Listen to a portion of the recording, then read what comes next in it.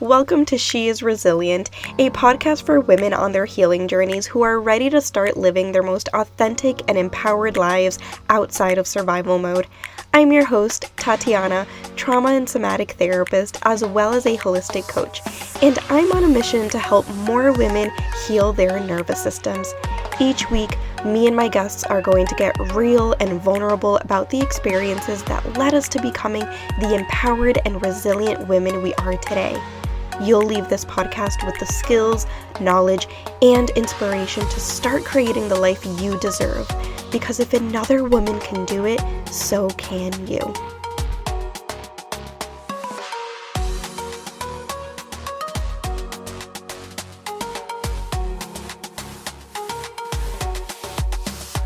Hello, and welcome back to another episode of She is Resilient.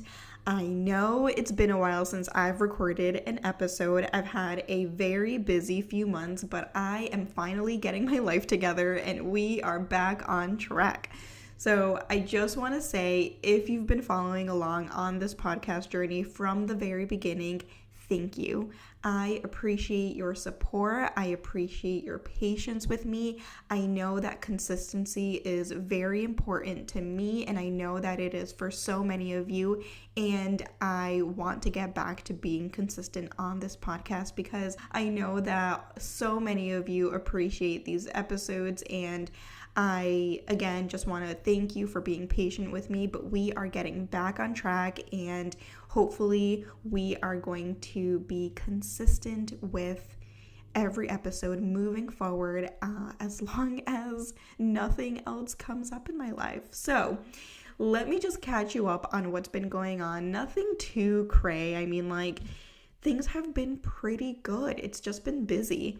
So let's go back to the summer. I feel like the summer absolutely flew by. I honestly can't believe that it's already the end of October. But during the summer, my colleagues and I decided that we wanted to start a podcast together. And if you've been listening to this podcast since day one, you know who these two lovely women are, Iris and Lupe, because they were guests on this show. And they're just amazing. I love them so much. So a little backstory on how we all met. We had been connecting online for about a year.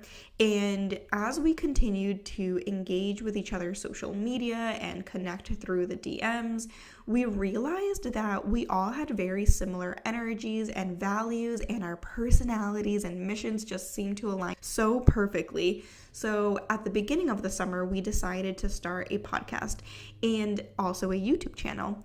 And so we've been working on it for the last 3 months now. It's called Latinas in Transformation, aka the LIT podcast, which is actually so funny because LIT stands for Latinas in Transformation, but it's also our initials. So L for Lupe, I for Iris, and T for Tati. And it just so happens that we're all fire signs too. So it couldn't have been more perfect than this. So yeah, we've been working on this podcast. We're currently in the process of finishing up recording some episodes. Our launch date is October 28th, so that is just next week, so stay tuned. And if you want to follow our journey, our Instagram handle is Latinas in Transformation. I would love for you to follow our account and support us in this new project that we're doing together if you are a Latina who is on a self-discovery journey, on a healing journey. So in September, we all met in person for the very first time. We went to New York to get our podcast cover taken, as well as to start recording our episodes. And honestly, it was so much fun. I had the absolute best time in New York, and it was also very, very hard on my body. So something that you should know about me is that I live a very boring and simple life. And I say that in the best way possible. I enjoy living a boring life. I like not having constant plans. It is my dream life to live the most boring life possible. And I've intentionally created my life to be this way because when I was living in survival mode, I was constantly on the go. I worked way more than 40 hours a week. I had plans every single weekend, and my nervous system needed that constant stimulation where I couldn't slow down, or I would get bored very easily if I did slow down because I needed that constant stimulation. I was in this constant state of fight or flight, sympathetic activation. So when I started to heal my nervous system and I learned that I didn't have to be on the go all of the time, and I started to feel those shifts in my body, I promised myself that I wouldn't ever go back to that kind of lifestyle, the lifestyle that's always on the go, so many things to do, very busy, very chaotic internally and sometimes externally. And that's why I only work 3 days a week. I currently only see clients Tuesdays, Wednesdays, and Thursdays. And I make sure that my weekends are for things that nourish me, whether that's resting and being a couch potato or doing something that really fills my soul, fills my cup. So sometimes that is going out and doing something enjoyable. Sometimes it is spending time with friends or family, right? But I don't have plans every single weekend because I know that for me, that doesn't work for my body. That really drains my energy. So I love doing the least amount of things possible. And some people might say that that's me being lazy. Like, I'm a child of immigrants. My parents, it seems like every time they call me and they're like, oh, what are you doing? I'm like, nothing. And they're like, oh, are you working today? And I'm like, no, not today, right? It just seems to them like I never work. And again, I'm a child of immigrants. My parents came here to work, and working was their life. And I think that just naturally, right? I think part of it was my nervous system being in a sympathetic state of activation, right? Being in a constant state of survival. But another part of it was just learned behavior, right? I saw my parents work all of the time, taking no breaks. And so I learned that that's the way that I needed to live my life as well, right? So there was a point in my life where I was working 2 jobs and doing an internship and going to school full time. That's a lot. That is wild. And I never want to go back to that. I can't imagine that working more than 40 hours a week, it is fulfilling in any way, right? Like, working is not life.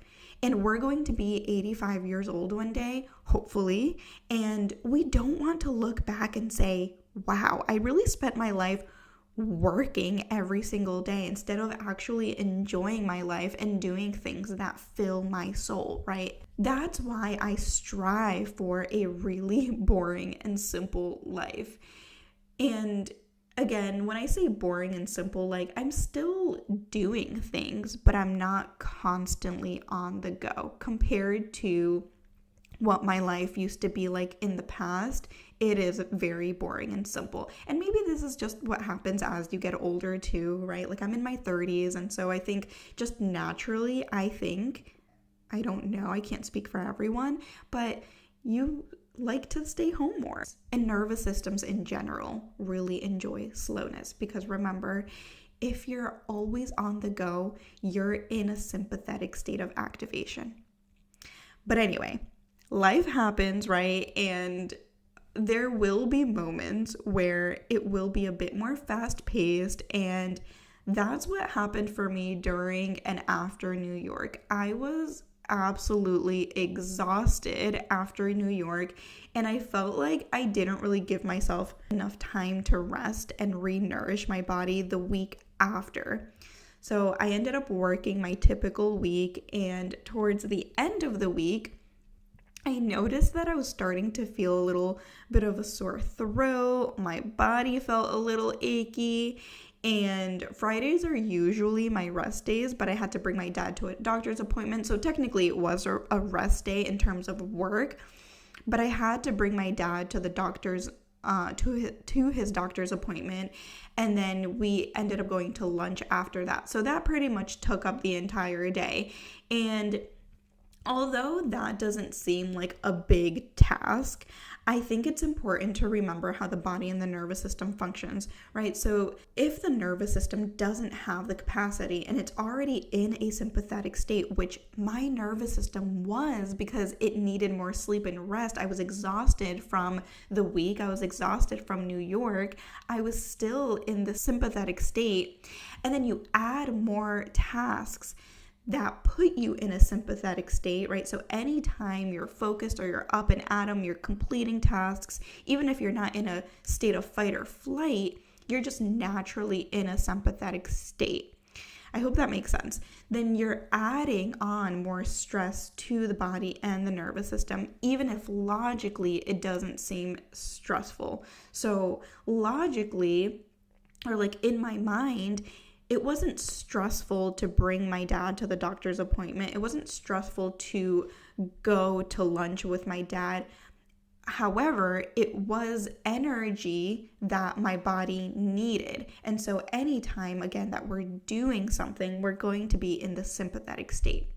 But my nervous system was already in the sympathetic state because, again, I wasn't feeling relaxed, I wasn't rested, I wasn't well nourished because I didn't have the time. All right, maybe I should rephrase that. I didn't create the time to nourish my body well after coming back from New York. So Friday, I didn't get to rest. Saturday, I had a birthday dinner to attend, and then I had plans that I had made like weeks prior. So I didn't really have much of a weekend. I was doing something on Friday, Saturday, and Sunday. So again, my body didn't get a chance to rest. And this is actually really unusual for me because, like I said, I normally live a boring life. So I think it's so funny that everything just kind of fell within the same week. So I basically didn't have, like I said, time to rest, and all of this stress on the body will directly impact your nervous system. And to be fair, I also think that I could have caught something while I was in New York. Like, I don't think it was all because of my nervous system and my immune system. But again, the little stressors add up and impact the entire body, including your nervous system. So this resulted in me getting really sick, and I was in bed for an entire week after coming back.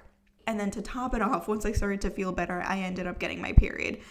So honestly, it was just the perfect storm. But I am fortunately feeling so much better, and I did a lot of reflection while I was in bed, not being able to do anything but watch TV and sleep and also just be with my thoughts. And I've realized that I have been neglecting myself. And I wouldn't say significantly, but I think that with certain things. So a few things that I've neglected since the summer started are my morning routine, my nighttime routine, and my meditation practice. So fun fact, I've been meditating since like 2017, and in 2020, I actually became a certified meditation instructor, and meditation has been a really significant part of my healing and just a grounding practice. And this past year, I feel like I've really neglected that practice. So while I was sick in bed, I made myself a promise to get back into meditation, to reconnect with myself, and really take these last 3 months of 2024 to slow down. So with that being said, I'll invite you to reflect on how you want to spend the last 3 months of 2024. One of my favorite sayings is, nothing changes if nothing changes. So that means that if you want to change on some level, something needs to change in your life. And that doesn't mean that you have to make some huge major transition in your life, but it could be something as small as starting a new practice or re-engaging in something that you used to do that you haven't done in a while. Like for me, that's getting back to routine and getting back to meditation. What would it be for you? And side note, if you are someone that is functioning from a state of freeze and you tend to dissociate, I do not recommend a meditation practice because that could actually lead to more dissociation. But if you tend to function from a state of hyper arousal or fight or flight, then a meditation practice could be something that you could consider doing. And maybe it's not meditation, maybe it's drinking more water, right? Or going on a daily walk. Right? Thinking about how you want to feel by the end of 2024. I know that I want to feel at peace, centered, and grounded going into the new year. And going back to living my boring life with my boring routine is going to help me feel that way. So just take a moment to reflect on what that will be for you. And I know that it's already the end of October, right? But there's still time. Right? You can always start a new practice or go back to something that you used to do now, right? We can start today. We can start tonight, right? Depending on when you're listening to this episode. Maybe it's joining Embodied Healing Collective, right? Shameless plug. We officially have 4 women inside of the program, which means we only have 6 spots left. And honestly, if you want to feel your healthiest in 2025, this is truly the kind of program that you want to be in. We start in February, but I guarantee you that you do not want to wait until January to sign up because the 6 spots will definitely be filled by the end of 2024. And once they're filled, the program will be closed and I won't be running it again until the following year. So if you want to learn more about this transformational program where we will address your physical, emotional, behavioral, and trauma symptoms, let's connect to see if it's the right fit for you. And maybe it's not Embodied Healing Collective, but again, maybe it's something else. So just taking the time to really think about how you want to feel, what you've been neglecting, what's something that you felt really good doing or that was really filling your cup, filling your soul, right? I always like to say that healing our nervous systems really requires a holistic approach, right? Mind, body, and soul. How are you nourishing your mind? How are you nourishing your body? How are you nourishing your soul, right? What's one thing that you could do today to nourish your mind or your body or your soul, right? And how are these things going to get you to how you want to feel by the end of the year, right? Thinking back to how you truly want to feel. Do you want to feel at ease? Do you want to feel at peace? Do you want to feel energized? Do you want to feel joy? Whatever that is for you, right? We have to think about how the things that we're doing today are going to help us reach that goal. Maybe it's just going outside and feeling the sun on your skin, feeling the breeze on your skin. If you're on the East Coast, maybe it's feeling the chilly weather.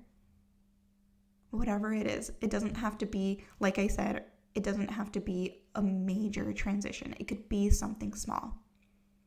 So I hope you enjoyed listening to this episode. If anything in this episode resonated with you, I would love for you to send me an email or a direct message on Instagram so that I can hear all of your thoughts and reflections, and I will see you in the next episode. Thank you so much for joining me today. If you absolutely loved this episode, I would so appreciate it if you subscribed and left a review on Apple Podcast, or take a screenshot and share this episode on social media.